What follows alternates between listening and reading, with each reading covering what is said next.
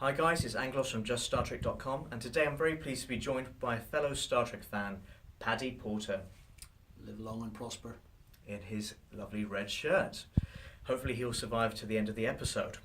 So today's video we're going to be talking about the mid-season finale of Star Trek Discovery. So big spoiler alert, we are going to have a quick summary of what has been going on with Discovery and then show our views about that. So Discovery has found a way to penetrate the cloak, which could turn the tide of the war against the Klingons. Something weird is going on with Stamets. His eyes have gone all Game of Thrones like.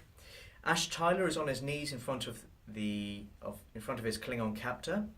We're not quite sure. Is he a sleeper agent, Paddy? What do you think?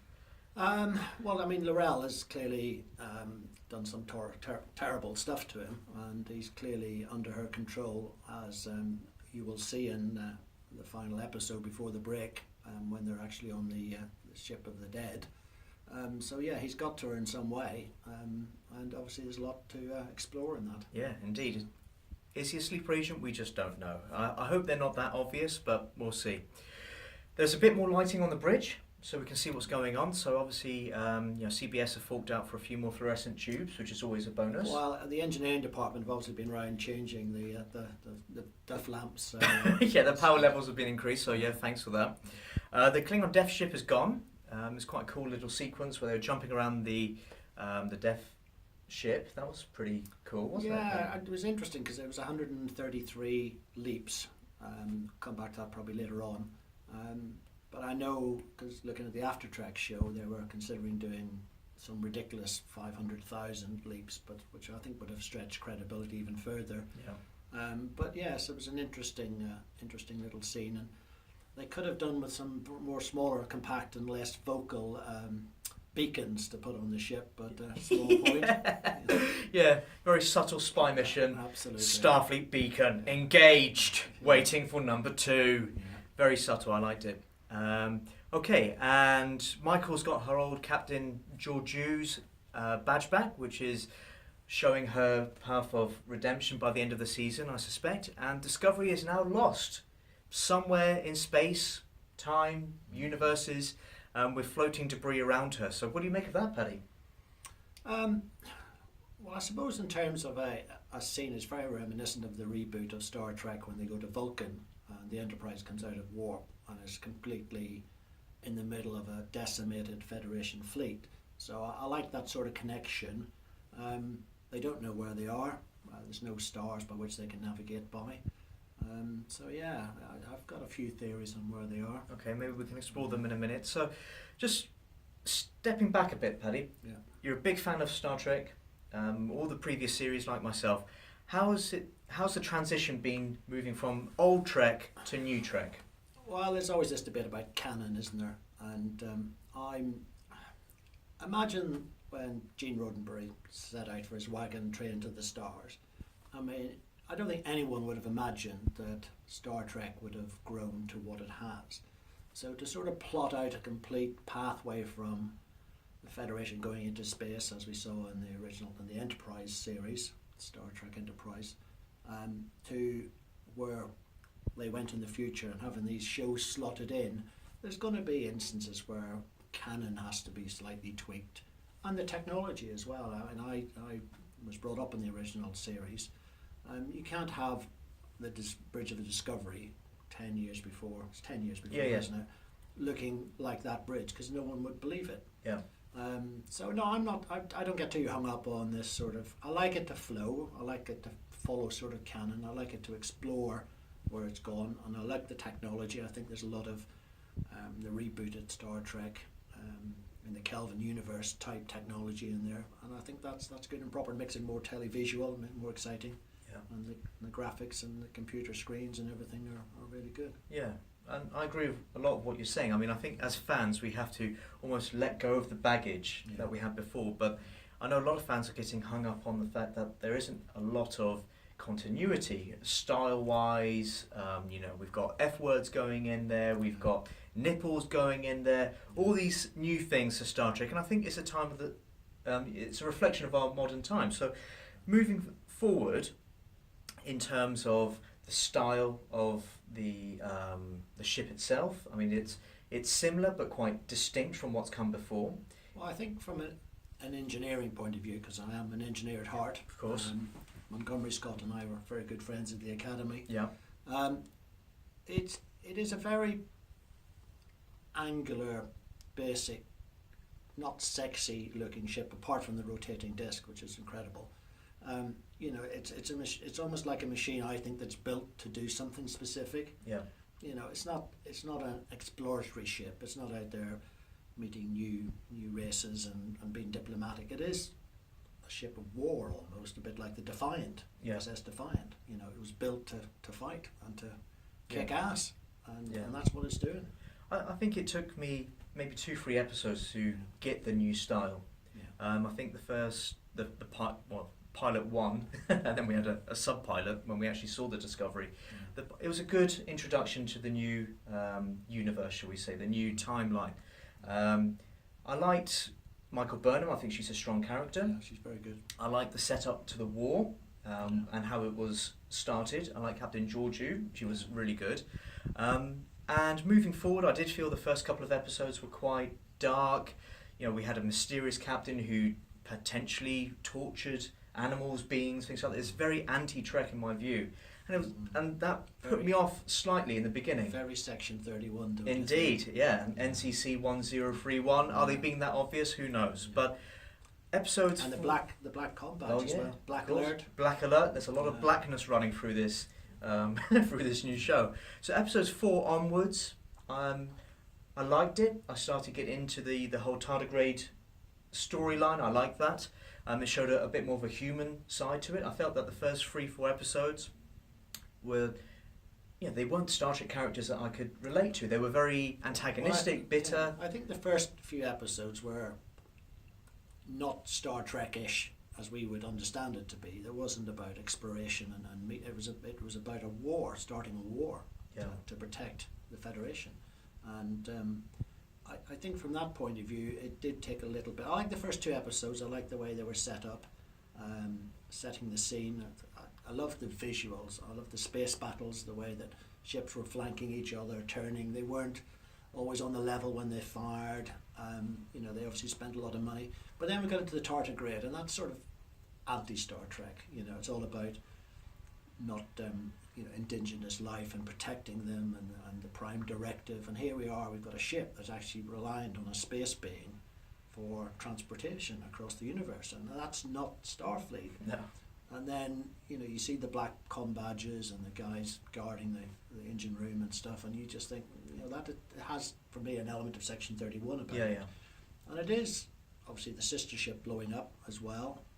Means they're the only ones that can save the Federation. They're the prized asset. Yeah. The Admiralty, the sort of Starfleet Command, they want to protect the ship, but Lorca wants to use it. So you've got that conflict going on. One thing that frustrated me with the new show is that they didn't really do any exploring. And I understand we're at war, and that is the whole premise of it. But we actually got to see them go onto a planet in episode 7, I think it was, with Saru, and it's a Saru-based episode. And I thought that was really well done. That was Star Trek as the sort of next generation type Star Trek, and perhaps Enterprise as well. It was about meeting some new beings that we hadn't seen before. Yeah, and I missed that, and I'm glad they did it. And I think Saru and the actor that plays him do an absolutely amazing job. I really like that character. You can see how he's leaping in terms of character development, his confidence, compared to the pilot where he's very uneasy in the command chair, and now he's the first officer. So yeah, really interesting. Well, I think Saru likes to play it by the book. Yeah. He's very, he wants to be the captain. He had that episode where he was discovering what it was like to be captain, and he was analysing his own performance, and then the conflict he's got with Burnham because of what happened to the Shenzhou, and it's. But if you haven't seen the last episode, you'll see that they've sort of now got a mutual respect for each other, whereas previously Saru just distrusted everything that Burnham was up to. Yeah, it's a very antagonistic relationship they had, and I'm glad that is coming along nicely. So there's been a shed load of character development in these 8-9 episodes, whatever it is. So I'm really glad to see it, but I would like to stop looking inwards and maybe start looking outwards and start exploring. There is that hope at the end of the last episode where we now potentially have a way to end this war, and I know at the end of season 1 the Klingon arc will conclude, and who knows what season 2 is going to bring along. One small gripe I've got, Paddy, I know the special effects are great, and we've got 4K Star Trek, which is phenomenal. Everything's in crystal clear. They've obviously spent a lot of time and money, and there's a lot of talent behind it. But one thing I would like to ask is maybe we can just slow down the jerky camera work during battle, so we can actually see what's going on with the ship maneuvers, who's fighting who, etc., etc. Now I understand they're going for realism, and in battle, obviously you're not necessarily going to have a very clear view of what's going on. It's muddled, it's confusing. But from a TV point of view, there's a lot of money being spent. Let us appreciate these great visuals. I do like the line that Lorca said, if it might trouble you to actually fire at something, or paraphrasing that, I thought that was quite good. I mean, the reality is, we could sit here and we could just, we're getting hit by a torpedo from the left or the right, and we could just go we could all go like that and shake around. So that's the reality, isn't it? And they're trying to make it realistic. And that's what battle is like. I know from my time in the Royal Navy, although I was never in action, we were in situations where we were fired upon in terms of practice. And when something goes off, the natural reaction is it's Newton's law. For every action, there's an opposite and equal reaction. Yeah. And the reaction is when they get hit by a torpedo or a phaser blast or whatever, there is going to be a reaction. So, but I think it adds to the realism. But also, I do agree with you. It can be quite difficult to follow because you never get the chance to focus on something. Yeah. And just a minor aside, this is just a little tidbit, okay? This doesn't distract from the whole concept of Discovery.